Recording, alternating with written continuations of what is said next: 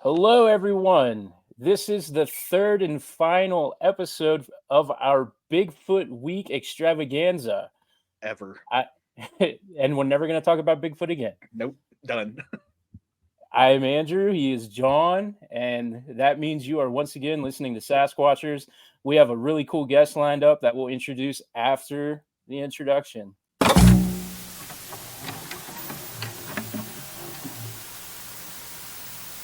The truth is out there. Never stop looking. Never be sheep. Always disrupt.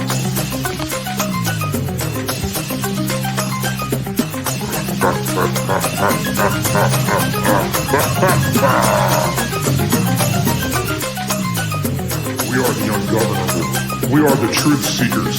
We are Sasquatchers.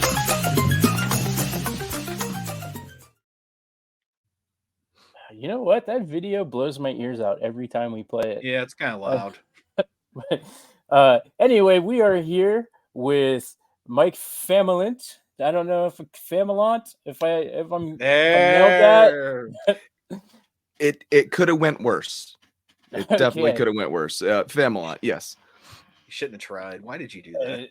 And you are what I think you are an incredible Bigfoot researcher from everything that I've found online, and I've been looking forward to this conversation because I think your methods, at least from what I've seen posted, is it's really cool. Can you give us a little introduction and kind of your history? Sure, yeah. No, I really appreciate that intro. Thank you very much.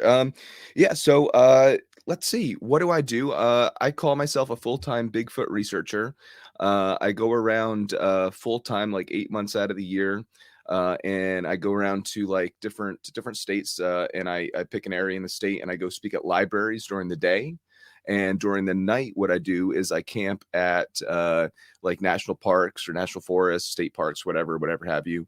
And I look for Bigfoot and film my Bigfoot research show in the shadow of Big Red Eye, kind of during at the same time. So it's like a win-win. I get to tour the country, see some beautiful areas, look for Bigfoot, and make a living out of doing it. So in a nutshell, that's kind of what I've been doing. And we did like 100 venues last year, 100 presentations last year, and we're online to do that again this year.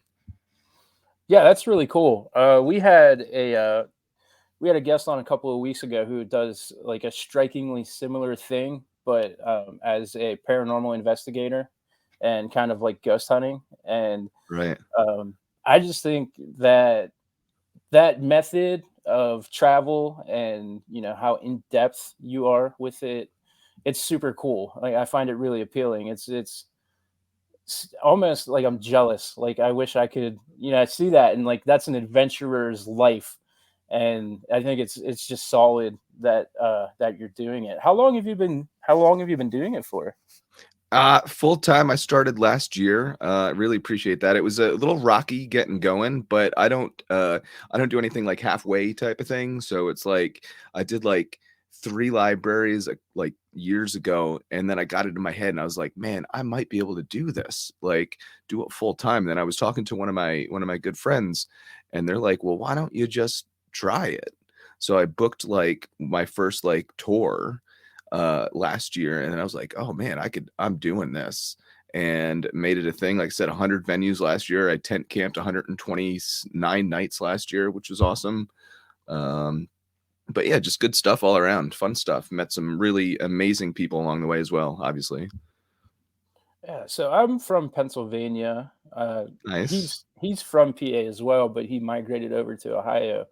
And during the course of show prep and kind of learning about you and just doing the stuff that I do for Sasquatchers, I had come across I don't know, like a local article written about you, and I was curious. Are you from, like, where are you from? Because was it in the police blotter?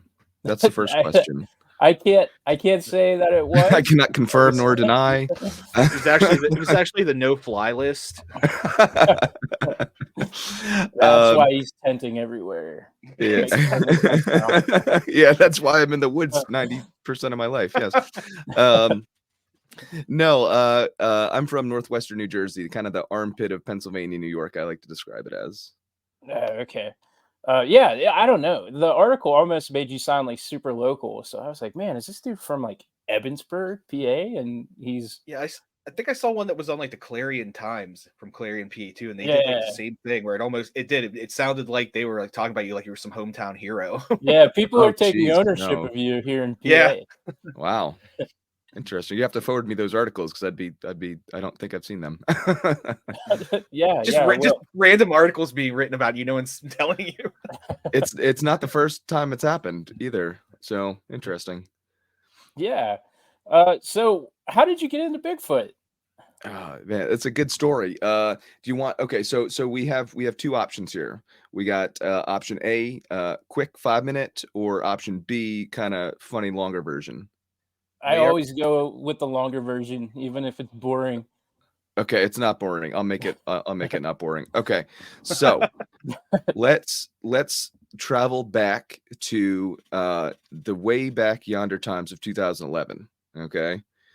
Here you have young Mike. I am living in Bradenton, Florida, and I'm working at a beach resort in Sarasota, Florida, which is like the best job that I've ever had my entire life. Right. So watching Finding Bigfoot on TV. You guys have seen Finding Bigfoot, I'm sure. Yeah, yeah. And at the end of the episode, they were like, hey, if you want to come out with us, you can come out and look for Bigfoot with the team. And I said, oh my God, there is no way that I am not doing this. I was not into Bigfoot. I was just watching it on TV. I had, in fact, never camped before in my life. So this was going to be my first like camping trip. But anyways, I signed up that night. I paid like the exorbitant amount of money. And I was engaged, did not tell my fiance what we were doing. All right. So this was going to be like a pre-wedding little surprise vacation type thing. So anyways, we like I said, first ever camping trip. So I had to acquire all this camping gear.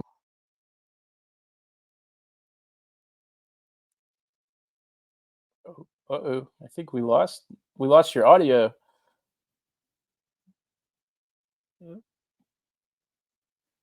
We're just having a strange out of Oh, nowhere. I know what it did. Did I do Did you something? bump, Yeah, did you you're bump the good mute now. button? Yeah. Yeah, I bumped the mute button. It's a new mic. I don't know how to work it yet. It's brand new. I have no idea. Anyways, so I think where I was I was acquiring all this camping gear, like my tent and my sleeping bag and the headlamp and all that stuff that they require to go on this expedition. And my fiance, for some reason, decides to clean the apartment. I had put all this stuff in like this little closet we had in the little 1-bedroom apartment, and she had never cleaned ever before, but she decided to clean, and she found all this stuff. And she's like, Mike, what are we doing? And I said, hun, we are going to North Florida to look for Bigfoot, right? And then we broke up. So I moved up to Tampa. I got a job. I'm an EMT by trade. I got a job working on the ambulance for the city of Tampa. And I had 3 partners, and I had picked the weirdest partner. That's how I did it. And I said, Jimmy, I got these non-refund. I found out these tickets are non-refundable. Go figure. After this whole breakup thing happened. But anyways, so little more kick in the balls, if you will. So anyways, but I was like, Jimmy, I got these tickets to go up to look for Bigfoot. Do you want to come with me? And he's like, and he's my best friend to this day. He said, oh my God, I've always wanted to do that. I said, perfect. Nice. So anyways, trip comes up. We go up, take the drive up to Drea State Park in northern Florida. And we get there, and there's like 60 other people there. And I was like, how are we going to find Bigfoot with 60 people here? This is crazy. I thought it was going to be like 5. I don't know, whatever, like they do on the show. I didn't run, and it was going to be this many people. So anyways, we camped. So here's everybody in one spot. We camped kind of farther away from them because we thought everybody was going to be weird. I mean, let's I just, mean, yeah, I mean, let's throwing it out Yep. there. Bigfoot Yeah. expedition, why not, right? So, anyways, nothing happens. We do it's 3 nights, 4 days of intense hiking, talking to Bigfoot witnesses, meeting researchers, other investigators, really cool stuff. But we didn't come across anything Squatch related, like nothing at all. We actually came across, I believe it was like a Florida panther track. And at the time it was really cool because there's only 25 of them left in the wild. So that was pretty neat. But nothing squatchy, right? So it was the last night, and Jimmy and I, we were up watching a meteor shower. It was like 3 o'clock in the morning, something like that. And we were just talking, watching a meteor shower, you know, whatever. And all of a sudden we hear a knock. And I said, okay, anything can knock on a tree, big deal. And then about 5 minutes later, bam, a knock from the complete opposite direction. So I immediately thought, and I told Jimmy this, I was like, oh, it's the guys that put on this expedition knocking on trees. Like, we didn't get any Bigfoot activity. You know, there's nothing that happened to us. So this is how they get people to come back every year. They hoax us, right? Now I know that organization would never do anything like that. I didn't realize that at the time, so I'm brand new to this. But anyways, so didn't think twice about it. About 10 minutes goes by, we're still watching the meteor shower, and all of a sudden you hear come crashing through the trees, plunk, landed about 10 feet from us, a fist-sized rock, right? okay. So I was, at this point in my life, I was like, nope, absolutely not. This is how horror movies start. I am getting out of here, you know? And my buddy's like, he's like, well, if you want to sleep in the car, you're more than welcome. And by the time he said that, I had my tent and my sleeping bag, and I was just beelining it right I to will the car. see you I in mean, the car. yeah. So then he comes back to me and over to the car, and he's like, Mike, Bigfoot's knock on trees and they throw rocks. Like, this could be squatchy activity that's going on. So I'm like, yeah, I suppose you're right. So back by the campfire, we sat, and over the course of the next 10 to 15 minutes or so, 4 more of these fist-sized rocks come crashing down through the canopy, the pine canopy, and they land 5 to 10 feet away from us, right? So at number 5, the rock number 5 comes, and Jimmy, he's like, Mike, I got an idea. I'm going to throw a rock back at it. I said, Jimmy, man, I don't think that's a good idea. Like, you know, we got 2 options. It's a person or a Bigfoot. Like, let's be realistic here. So he takes the rock and he chucks it back in that general direction. And I knew it wasn't a person at that exact moment, because as soon as he chucked that rock, about 3 seconds later, a laptop-sized boulder comes crashing down through the canopy and lands 5 feet away from us. Damn. And that was it. That was our first encounter, and that's what got me. That 15 minutes changed the direction of my life literally forever. It's crazy. Yeah. Oh, that's really cool that you actually were able to get that on your first time out too. The And first time ever camping. I mean, talk about crazy. yeah. So how do you go from, it's your first time in the woods and now you're having these rocks thrown at you to, deciding that someday you're going to end up living on the road and out in the woods in the wilderness with the creatures trying to research them. Yeah, well, when I got out of EMT work, it was kind of like I didn't want to really work for another, like, anybody. Kind of was tired of that. So I was like, I'm just going to do my own thing and see if it works. And so far, so good. Yeah, I think that's the dream. Yeah. Till people find out you were on this podcast. Oh boy. Yeah. Yeah. Yeah. We killed your career. I'm sorry. Yeah, Oh sorry. no, it was All right, well, it was hey, short lived. hey, I mean, it was good thanks while it thanks for lasted. talking to us. Yeah, no, it was great, guys. All right, have a good now. See We angered a bunch of people in the Bigfoot community not too long ago with a guest of ours who was nothing but professional and polite. You may know him, Tom Seawood. Oh, He's okay, yeah. Yeah, and there were some people in a Facebook group that took uh, Personal offense. extreme personal offense to it. And for a while there, they were doxing our show, Oh and boy, we were getting shadow banned and everything. And it died down. isn't it just crazy how that work? How like the Bigfoot community works? Like I've been Wow. told before by high up people, like don't be on podcasts that don't have so many downloads or have so many episodes and stuff like that. It's like, how do you start off? And it's like Tom's a very well-known person, so like you would obviously want to have somebody well-known in the Bigfoot community on your podcast. I don't see why that would be a bad thing. I mean, I had a guy on my show. I do this like, so I have in the show In the Shadow of Big Red Eye, which is my show, and then I do like kind of like a docu-series of Bigfoot campfire stories. And not too long ago, it made a pretty big stir around in the comments of the YouTube video that I had a guy up in Maine that I interviewed that saw a 20-foot tall Sasquatch. Now we all know that that's a little unless you're on the woo side of things, it's a little kind of We'll get there. outside We'll the get to the norm. woo. Okay, I figured we might take that path at one point during this conversation, but unless you go down that path, I don't think that that's a biological creature that you're having. So that kind of it goes against my beliefs that it is like a biological type creature. Yeah, I mean, and yeah, sorry, I John. mean, Go ahead. we entertain ideas. It doesn't necessarily mean that Yeah. we, promote them, or I guess Yeah. technically we're promoting them because we have them on our podcast. But that doesn't mean that's what we're neutral is the thing. Mhm. And Yeah, that's Yeah. kind of.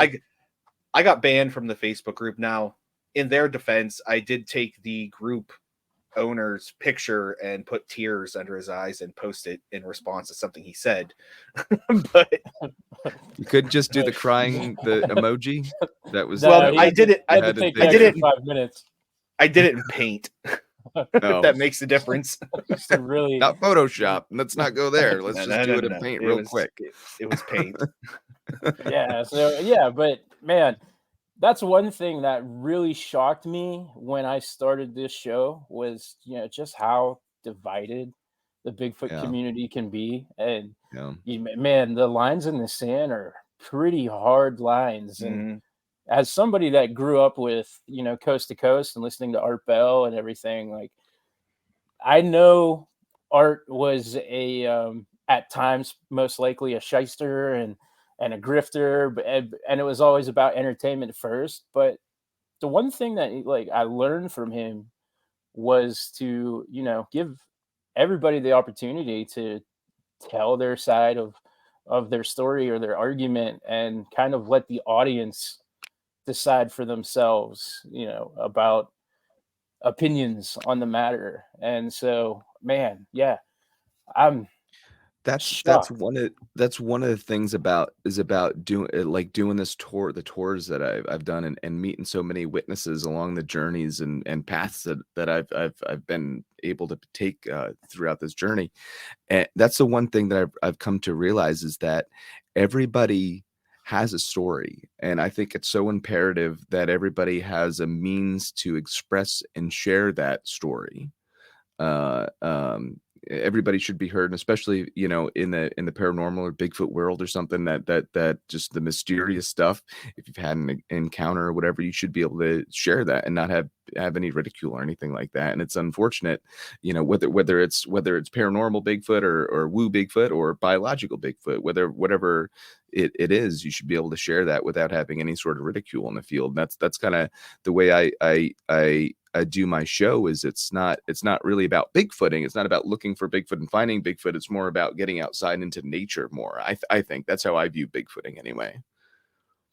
Yeah, for sure. And that's definitely something that I think I don't know. The older I get, I don't know if it's an age thing, that I find very appealing too. I got really into hiking last year, and this year, thanks to this show, we've been able to start filming and branching out into the other media platforms as well. I today just finished a documentary that we set out in early January, and we just went out into the hillside of Ohio Nice. and filmed for an entire day. That's And awesome. yeah, Congratulations. That's great, man. yeah, thank you. And today just finished it, and now I'm just giddy. I'm like, okay, so It the feels next one good, doesn't it? yeah, Yeah. the next one we have going is in June, and I'm just counting down till June, and I don't even have this one online yet, but Yeah. just getting out there is definitely part of the appeal and part of the fun, and especially if you have friends or whatever that share that interest. I have a couple of guys that are really looking forward to our June excursion. Now, the one that we just did was not Bigfoot related, but the next Mhm. one will be Bigfoot related, and that's going to Cool. be all of our first Bigfoot excursion. So you got to do yours in 2011. We're going to do ours in Yeah. 2024, and Oh, man. I'm pretty excited. You don't have to tell me but in Pennsylvania? Yeah. Oh, cool. That's exciting. That's good for you guys. And that's what I love about Bigfooting is having people just is getting out, like I said, getting out into nature. Like I can now rub two sticks together and start fire. Like you'd ask me before, like circa 2010, if I could do that, I'd be like, you're out of your mind. You are insane. And now I'm into fishing. Like I have a John boat. I thought that was the most boring thing before I got into the whole outdoor thing. Hiking, backpacking, camping. I mean, just everything outside. I'm now outside more than I am inside, and that's something that I never thought I could say before in my entire life. So it's like I said, Bigfooting has not just changed my life because now I look for Bigfoot. It's every aspect of my life has changed because of it, and it's changed for the better. And that's what I hope to share with everybody, and why I do my library tours is try to get that message out there. Yeah, for sure. And it's just a healthier living too, not It sitting is. at home on an Xbox all day. Yeah. Hey. No offense to JC up there. But about your tours and kind of about that divisiveness, I'm curious if while you are out on tour doing your speaking, if you're ever faced with that, or is that kind of just something that people do online, like all of the other trolls and every other department? That's one thing I've been curious, because while I have spoken to Bigfoot experts in the field, I haven't really spoken to people that I don't know, speak as much as you do, I guess. So Yeah. you would kind of be the guy.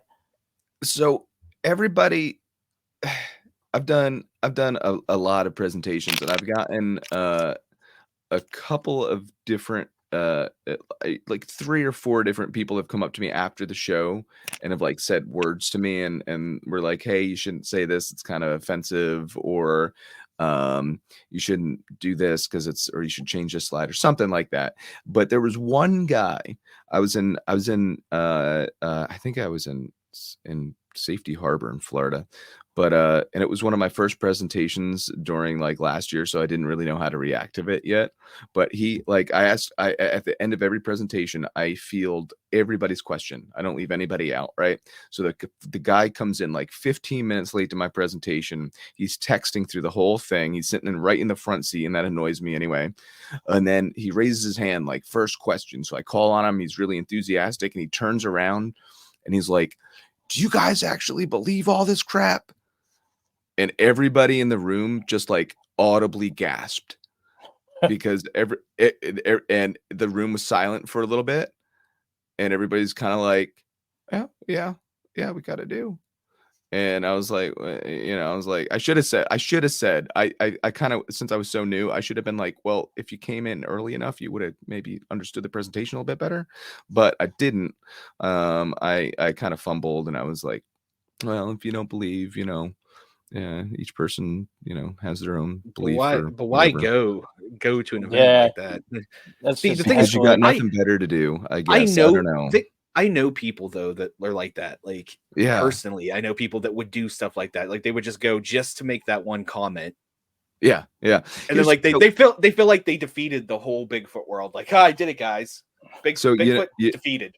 now what I say to those people, and I usually leave this for my presentations, but I'll give you a little kicker to the end of my presentation, especially if somebody has that comment. I say, hey, life with the possibility of Bigfoot or the Loch Ness monster is far superior to one without.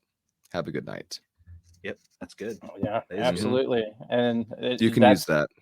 That's absolute truth too. I've already got T-shirts made. Mike Yeah. Familant, Mike Scott.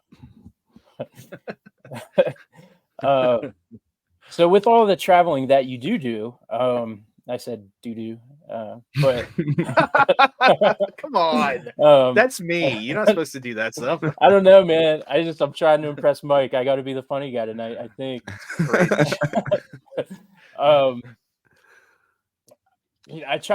I don't ever hit hardball questions, and I'm far from Barbara Walters, but I do try to like throw some curveballs in once in a while. And so,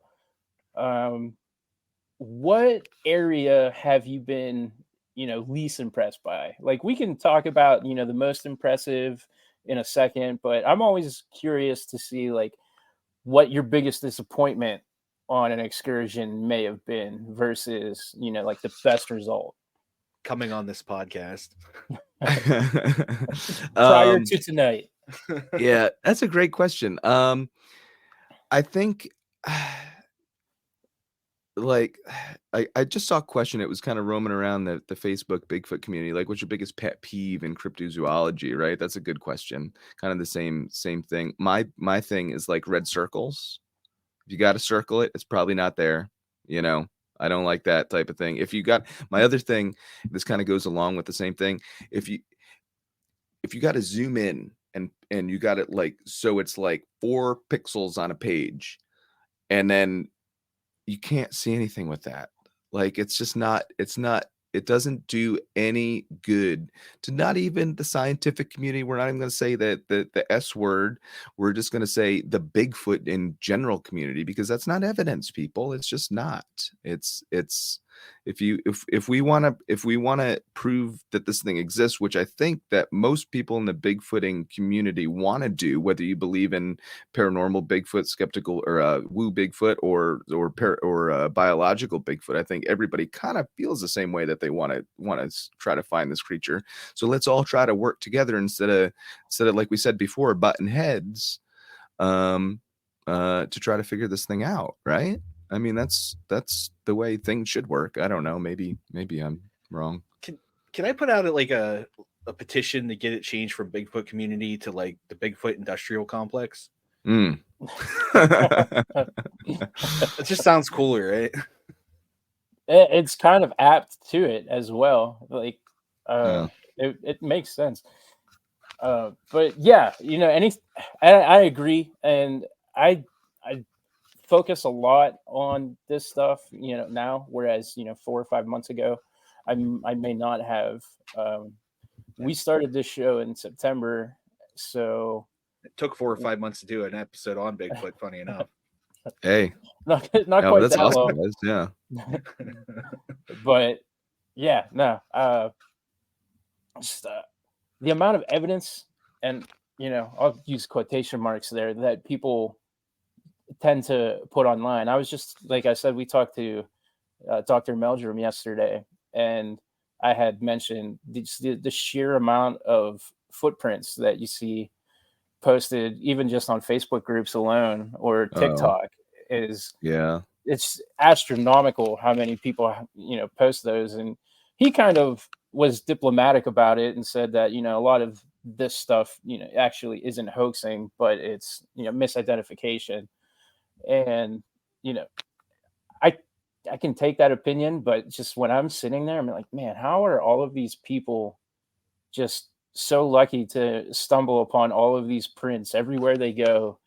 And you know, they might not be red circles, but for me, I think Yeah. footprints are the hardest thing Gotcha. to digest that I don't see with my own two eyes. Mhm. Um, A lot of what's cool. So I have a footprint that I found. I agree with Dr. Meldrum. I believe that a majority of Bigfoot footprints that are posted are definitely like humans, bear, and it's and I think a lot of sightings are misidentifications as well. I don't think there are a lot of hoaxes. I don't think people are out in the woods actively hoaxing people. Looking like there's not a lot of people running around in Bigfoot costumes. I don't think trying to hoax people. I'm sure there is, but I don't think. Yeah, yeah. But anyways, we got a footprint from High Point State Park in New Jersey, Northwest New Jersey, in the snow back in 2014, I think it was, or 2016 sometime. And anyway, it was pretty big. It wasn't huge. It was 15.5 inches. And it's clearly it's like there's like a dusting of snow on the ground, so it's not castable, but it clearly resembles a human footprint, but just bigger. Uh, uh, and because of like we took dimensions of the track, a lot of people would say it's a bear because when you have a bear double steps like his back foot or land in its front foot and make it look extremely human like. Um, like if that was like a bear because of the dimensions that we took, it would have been like a New Jersey record size black bear, which is like 800 pounds plus an additional 200 pounds. So that footprint that we found, if it was a bear, it would have been a New Jersey record size by 1,000-pound record size black bear in New Jersey. Is that possible? I mean, it's plausible. Or it was a Bigfoot, I don't know. We found it was a trackway, so it's interesting. I wish I could throw the picture up right now, but yeah, no, I mean that's to me, I think that's just so much more different than a lot of the ones that at least that I see.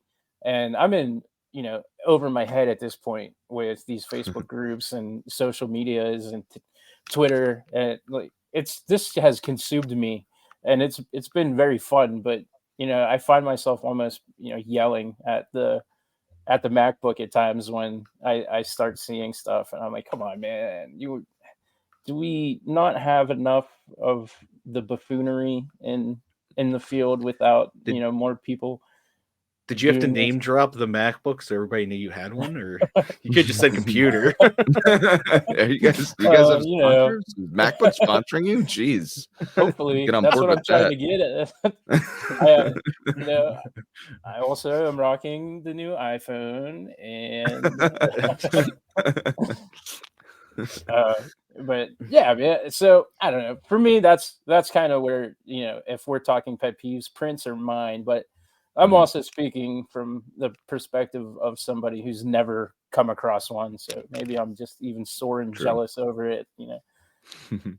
But that'll all change here in June. Yeah, I think the back to the pixelated photos, those drive me nuts because like you have all these people looking at this photo with the pixelated, and then there's still a red circle on it, like looking at this one pixel, and Yeah, everyone's commenting, "Oh, I see it. Oh, I I see it. see the Oh, well, eyes. Yeah, yeah. and What are you talking about? Where? I yeah. don't. I see black and like a little bit of a lighter black. Like when I don't. I And it's literally, you and literally somebody took a picture with a camera like against their table and just posted it, and and people no, see well, it. no, here's what I've come that they define that they do is that these pictures are from videos that they take with their cell phones or sometimes I guess this is what I've been told. People take it with their cell phones and they're just holding their cell phones and they're moving it around. Not everybody has, a nice new iPhone 11. But I have the 11. Galaxy. We're at like Oh, 16. yeah, I have the Galaxy S23, brand new phone. If anybody Wow. Galaxy, if Android's listening, Samsung. but yeah, Samsung. Shout out. No, but and then what they do is they just take screenshots of the video. It's like I want to see the video. Like, give me the original, the OG footage. Let me Yeah. determine what I see. Don't show me what I'm supposed to see. Well, if you see the That's whole like, footage, you're not going to see anything. well, and that's what I think people that have that see these objects or see these faces in these pixelated photos. It's pareidolia. It's you're trying to see something that's not there, and as much as you want to, you have to. I mean, I did this it was kind of like a blind little study where I took a picture of a tree break in my backyard. It's obvious. I mean, snow load did it. It was a dead tree. It was like, it had every indicator that it was not Bigfoot. I don't have Bigfoot on my property. I'm not one of those people that say I do. I don't have a clan. I don't have friends. I don't speak to them. But what I do have is a phone, and I took the picture and I posted it on a couple Bigfoot websites. I said, do you think this is a tree break? And everybody's like, oh my God, that's the best tree break I've ever seen. And I'm like, no, it's not. Guys, it's not a tree break. Like another thing I did years ago, my friend took a picture. He's a photographer out in Pennsylvania, in central Pennsylvania, actually. He took a picture of a wonderful bobcat crossing a road in one of the state forests, and really cool picture. Looked to be photoshopped as shit. I mean, like big time photoshopped. And I posted it up there. I said, answer these questions. What is it? Was it photoshopped? And something else. Is it real or not? Those were the three questions, I believe it was. So it's like, it's crazy. Like, I think it was 11% of the people didn't realize this was a bobcat. Like, we can't, first of all, we can't identify known animals. That's a problem to start with. So we need to get on board with identifying animals that we know first before we can get into identifying animals we don't know. And then a bunch of people said it was Photoshop, but this thing wasn't Photoshop. So it's like, I took that as like, everybody seems to know about, be like judge and jury of these photos, but we don't have any clear way to determine if these things are actual Bigfoots or hoaxes or misidentifications or anything like that. Besides the professionals or experts that you have in said diagnose or not said divisions of the Bigfoot field, whether it be footprints or audio or stuff like that. Yeah, there's like this photo going around that's from the Patterson Gimli film, and it's a still that somebody used AI to fill in to make it like more visible. And you can clearly tell that somebody messed with the face and stuff like that. I have seen it everywhere on it's every everywhere social now. media. I And know exactly everybody's like, oh my God, look at this. This is so great. No video. They didn't do the whole video. It's one shot. Do you remember when we were young, we take those pictures with the dots and you'd hold them really close to your face? And it would like when you stop looking after like a minute, you'd see like the leftovers. I feel like that's what like the paranormal community does with a lot of stuff. Like, you just stare at it and you just look at everybody else and you kind of gaslight yourself into thinking that you see something. And then that's it, you're just tricked into believing whatever because everybody else is saying it, and that's done. But that was my rant. That was your PG rant for the day. Yeah, thanks for coming to my TED Talk. I won't even correct you that you said Gimli, like the Lord of the Rings, and not Gimlin. Oh, I'm sorry, Gimlin. This is an amateur hour. In my book. We don't usually talk about Bigfoot. Despite our name. I was going to say. I was saving all of the good Bigfoot guests for, January. It was a wait and see kind of thing. We should have kept waiting. Ouch. My next question has to be prefaced with just a quick anecdote because it's the reason I ask. So we are, like I said, we're hosting a little excursion in June, and I hesitate to call him a guide, but he's the one that's been out there before, and he's coming out with us and has been super supportive. So the guy who's coming out with us, his Facebook group that he runs had a park ranger post, and he's like, hey, first of all, I don't believe in any of this Bigfoot stuff, but I figured I'd share this with you. I I saw some people in a truck outside of the forest, and they looked suspicious. So I stopped them, and they said that they were out there Bigfooting, and I was curious about that, and so I questioned further, and come to find that they're out there hoaxing, and that they showed him all of their equipment and the things that they use for footprints. And he said that they told him that they get online, they go to Facebook groups, they look for people who are out there, and then go out days before they're going to be there, and they leave the false evidence, and then they'll go out the day of and prance around. So I'm curious, since that is happening here in my little corner of Pennsylvania, if in your travels, if you have ever encountered anything like that. Yeah. So one time, one time I did. I don't tell anybody where I go. That's the first thing. That's a safety thing for me. Because I have like some like fangirls, I guess, if you will, that kind of like me. So I try not to tell everybody where I'm going to be, although it's not difficult to know if you know my tour schedule to figure out where I'm going to be. But anyways, not the point. Point is, I did tell somebody where I was camping one time. I got this is actually in Northwest New Jersey, up by me. I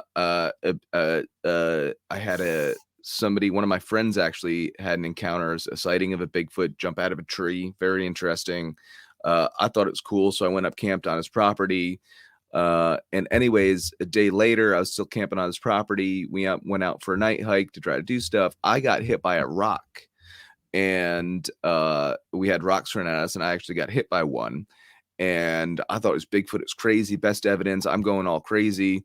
And all of a sudden I get back, and I'm doing like the whatchamacallits, the going over my audio and the trail cams and stuff. And I always leave a voice recorder going at camp.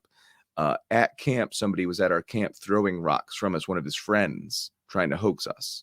So and I found that out. The only way I found that out was because I did have that trail camera going, and I heard him like talking on the phone with this guy, like, okay, do it now, we're down here type thing. Anyways, that's why I don't tell anybody really where we're going. Now, the chances that somebody is going to hoax, you know what I mean, is I think very few and far between. I mean, if you're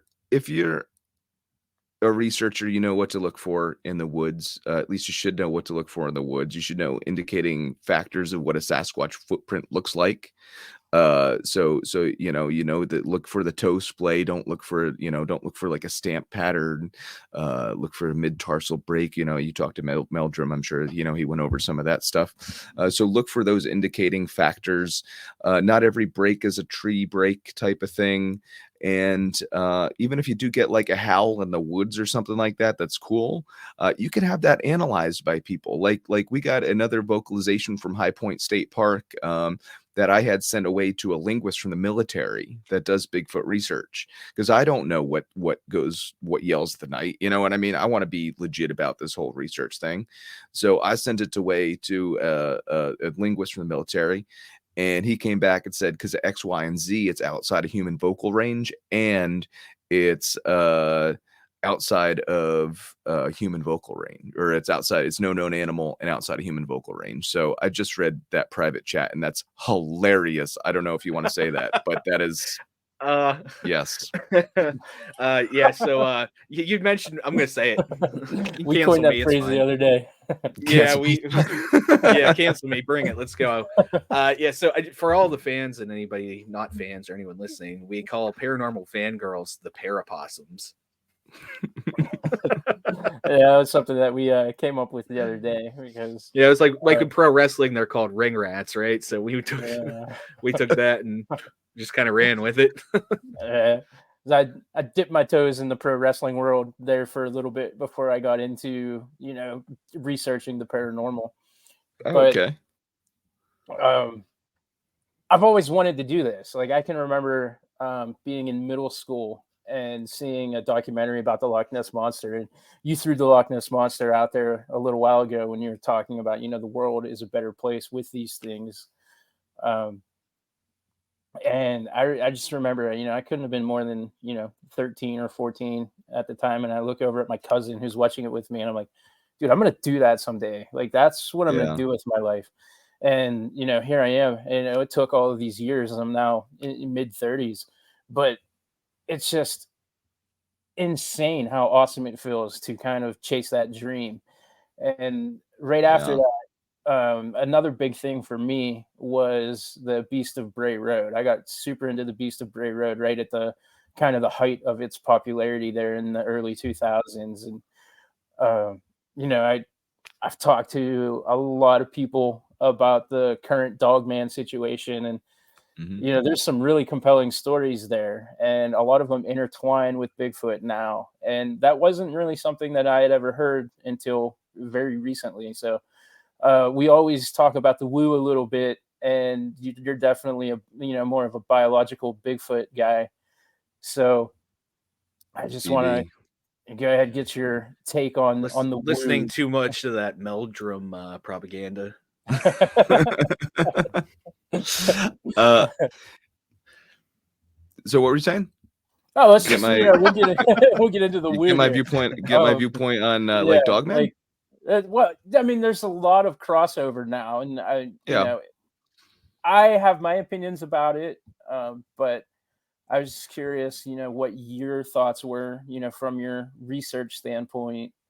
And So so I'm very like I like the whole scientific thing. I think that's cool. But like science class was my favorite in high school type thing. But what I find interesting is I spend and I spend a lot of time in the woods. Like I said, 129 nights last year. That's a lot of time. That's I'm keeping actually track of how far I hiked this year, which so far it's been crazy. But anyways, I have never once, two times in my life, never once, twice, twice I could say that I've come across something that I can't explain in the woods, and it not be Bigfoot related. One was just a blue orb that I saw hanging out, chilling, not like in the sky, totally not a star, totally in the woods, chilling, kind of hanging, floating around a little bit. Lasted about 5 minutes before it went off. Could have been swamp gas. I know that's what everybody says. Here comes the whole swamp gas thing. I don't know. But then the other thing was totally a UFO. I don't talk about it too often, but red zigzagging light going across the sky. 6 of us saw it, and it was. And here's the thing: it was right before we got that one of those that best Bigfoot vocalization in High Point, and a lot of people are going to be like, well, how come you can't correlate the two? You just saw a UFO and now you hear a Bigfoot vocalization getting into the Bigfoot UFO correlation. How is that not the same thing? How is that not the same? And I just say it's not close enough. It was maybe like 2 minutes apart. Maybe that'd be a different story. I've never seen big dog tracks. I've never heard dog things. I've never had any dog men come look at me or try to attack me or anything like that. I am going to Land Between the Lakes this year, so oh, hopefully cool, that will cool. change. Mhm. Yeah, because I know the dog men out there, from what I hear, are pretty intensive. So I'd like to. I I'd like can't wait to change get my attacked mind by on the that. dog men.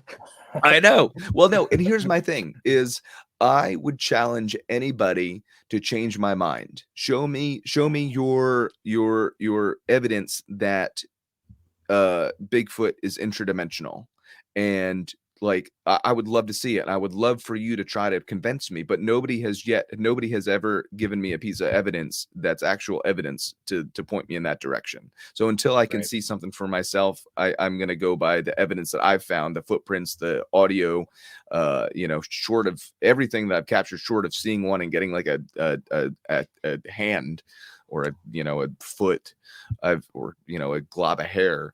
I can't say that one of these things doesn't exist.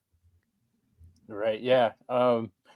When I started this show, I had literally gotten into an argument about this very topic where somebody was, talking about portals and stuff. And I almost lost my mind like a Karen about it, and was like, "How? That's insane! Why would?" And it just went off. And it's funny, just based on conversations that I've had, I've opened up to it. Yeah. I'm not like sold or like, oh man, Bigfoot comes out of portals, but the more I hear about him, the I'm not a caring about it anymore. Like, it's intriguing enough that you have my attention if we Well, can, here's get some here's evidence. here's my thing, right? And this is from my good buddy Justin Decker. I kind of took this from him, but if you back in the day when we didn't have the internet, we didn't have anything back in like the 20s when we were still like exploring, say like the Amazon, right? And we're down the Amazon and we come across this creature that is like an eel, but we get close to it and it zaps the shit out of us. And we have no idea why. And it's not until years and years and years down the road until science comes in with all this technology that can explain that the electric eel is just this creature that produces electricity. And that's why it zaps you. It's not this magical creature type thing. That science explained this creature. That we had no idea how this creature worked. It's not far-fetched. It's not out of the possibility to say that we don't know just how Bigfoot works yet. And I'm open to that possibility. Can you Yeah. imagine those guys finding an electric eel? Like we have eels in North America and Europe, and they don't shock you. These guys probably shit their pants. Literally, the electricity probably, yeah. Right. That's a super fair point too. I've heard that for the cloaking, that like, well, we have there are lizards that can cloak and other creatures that have their form of cloaking. So is it possible that Bigfoot is cloaking not as a superpower, but maybe Bigfoot can cloak as a camouflage Klingon bird of prey. mechanism? And so what you just said, I find incredibly interesting as a pretty, scientific way to look at the zaps that are now kind of being spoken about in the Bigfoot community, which again, before I started doing this, I had never really heard of.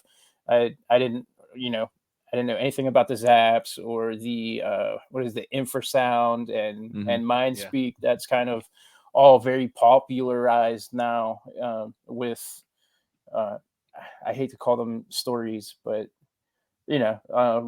recounting of experiences.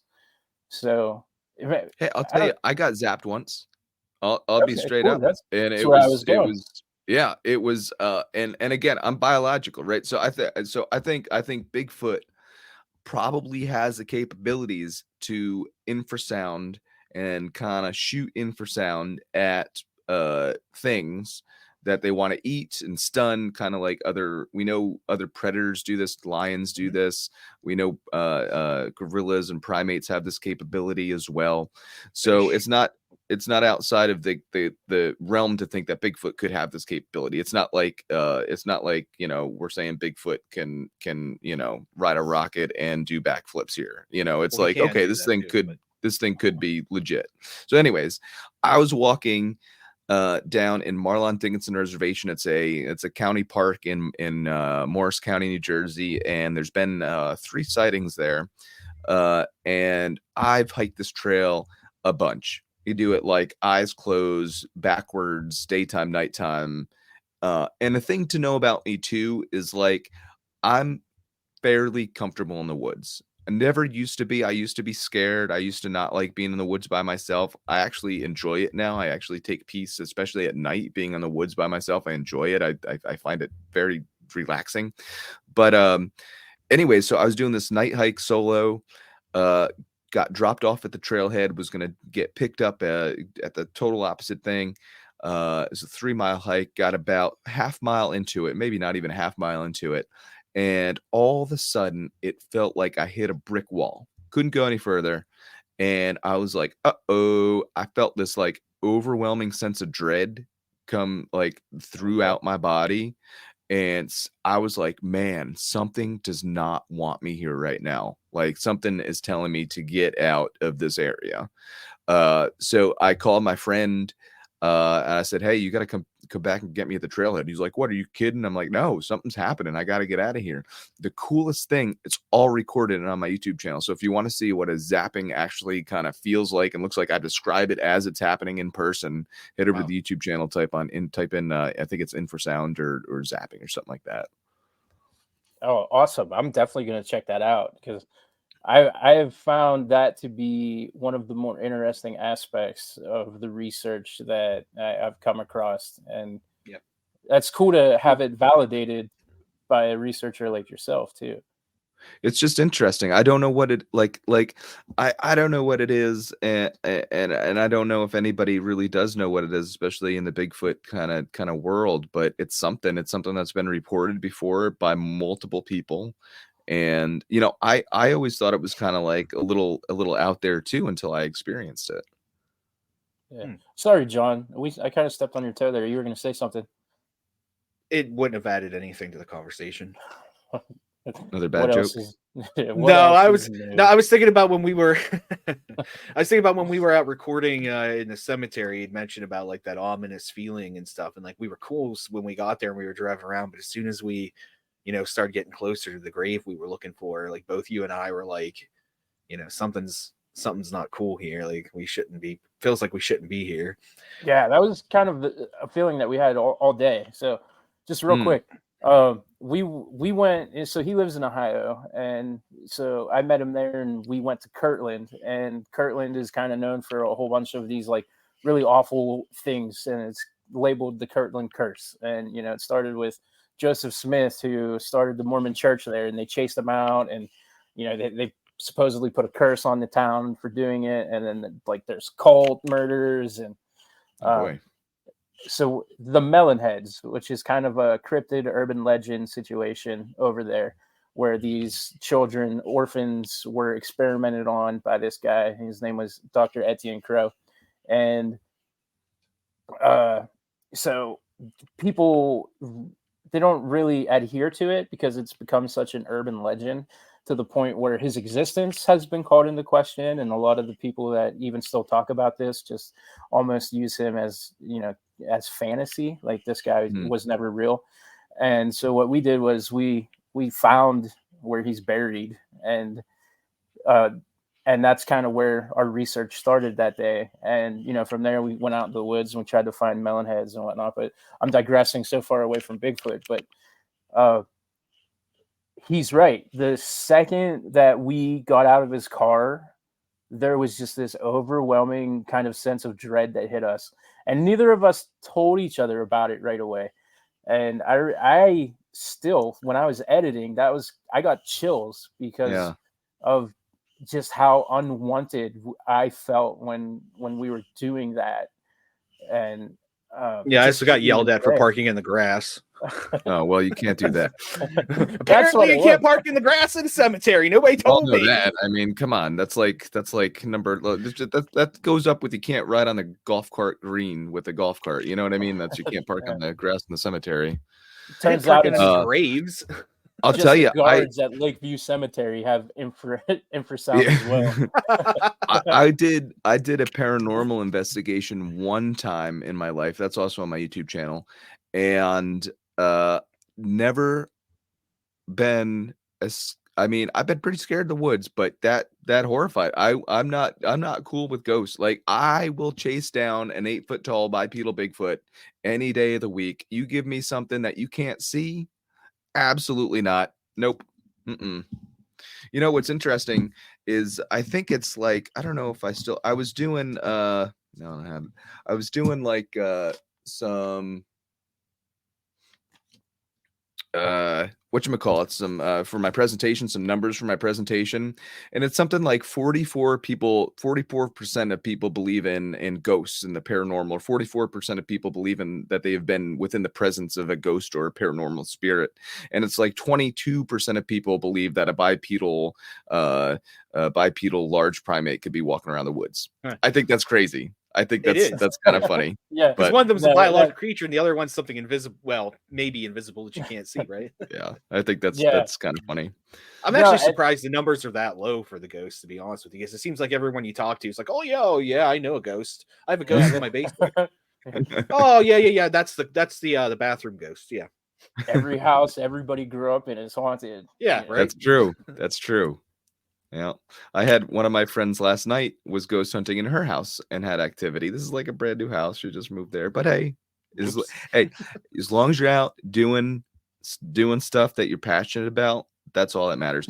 And that's another thing that I want to say. Some people like you guys may have never been into Bigfooting and never have gone out looking for Bigfoot before, which is totally cool. I would highly suggest you do. But Bigfooting is inherently a little scary. I mean, you go out night hiking and stuff like that. It's not meant for everybody. My challenge to anybody listening would be like, take that waterfall hike that you've been putting off taking for the last 3 years or whatever. Start small, find something that you like, find something that you're passionate about. You guys are obviously passionate about like podcasting and Bigfoot and paranormal stuff, being in the woods, and it's blatantly obvious because you guys have an awesome podcast.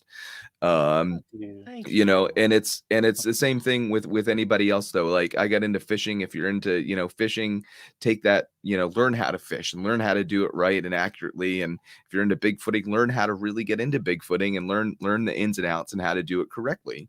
And that was just my challenge to anybody, you know, take that little extra time out of your day and get off the couch and into nature a little bit.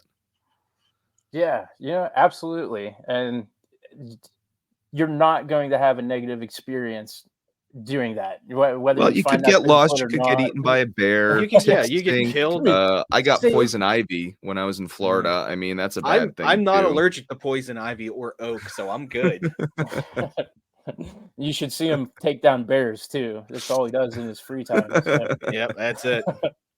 But, you know, we're hitting that hour mark, and we always Are you volunteering to come to our Sasquatchers outing? Is that what I am hearing? Oh, I think he did. You're going to be there, right, Mike? I think I'm already supposed to be there. Oh, I that's don't know awkward.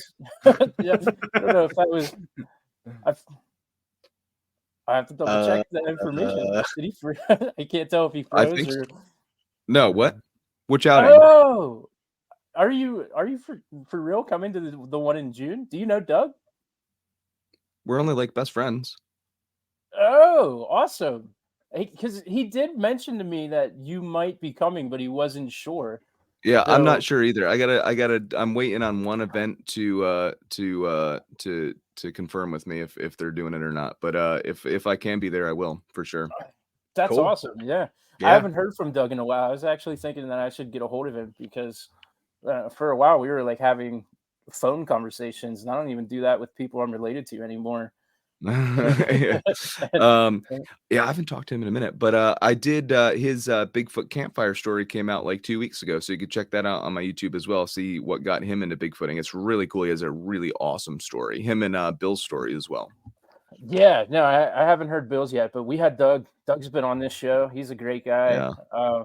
But yeah, you know, we hit that hour mark, and you know, I'm okay letting you go and enjoying the rest of your evening. I thought this was a pretty fun and compelling show.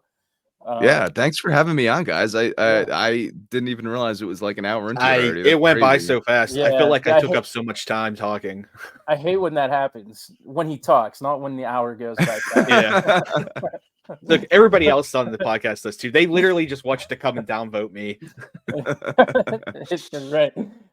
So do you have any other links or anything that you want to share with anybody? We do have a predominantly audio fan base, so share your Shadow of Red Eye link as well, because you know, honestly, a lot of people aren't going to see that.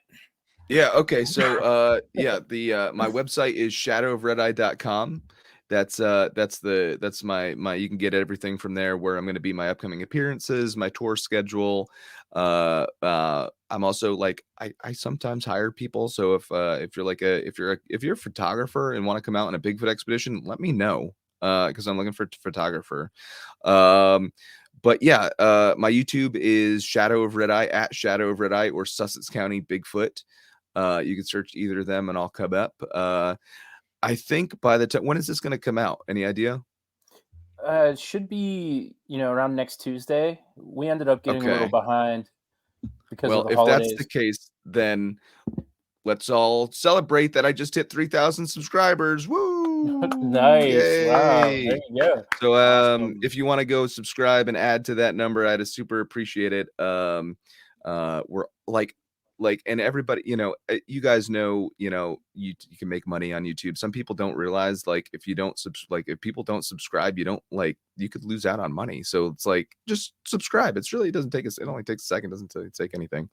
But our Facebook, we're into social media pretty big. In the Shadow of Big Red Eye is our Facebook, and our Instagram is Shadow of Red Eye. I have an awesome manager, Jill, that does that. She does all the behind the scenes stuff, all the behind the scenes photos from our trips and adventures. So have to go ahead and follow us on Instagram. Keep in mind, if you're trying to slide into my DMs, I don't monitor that account.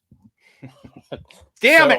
All of you parapossums out there, you better take notice. Let's use the new word that we learned today, ladies and gentlemen.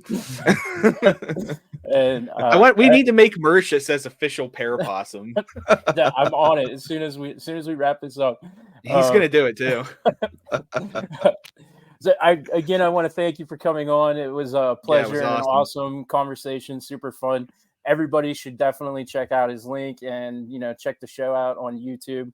And don't just subscribe, but sit through all of the ads and stuff too. Yeah, I got there's 250 or something episodes over there. So you got plenty of content. If you guys are just, bored one day, some of the old stuff is kind of old and outdated, had old cameras and stuff like that. Some of the newer stuff is actually kind of decent, if I do say so myself. It actually, you'll see me see some bloopers and stuff over there on the YouTube channel, but most importantly, like I said, the whole underlying message is to get people out there into the woods. Again, thank you guys so much for having me. I had a blast, and we'll have to do it again sometime. And best case scenario or worst case scenario, depending on how you look at it, I'll see you in June. Awesome. Yeah, for sure. I'm very much looking forward to it. And we'll go ahead. We'll hit the outro button, and just stick around for just 1 second so we can make sure that your internet is as fantastic as you are. Thanks, guys.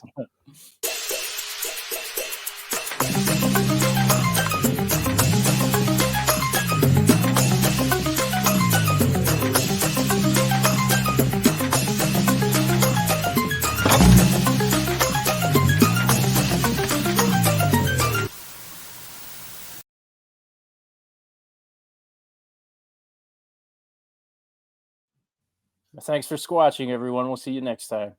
Squatch you later.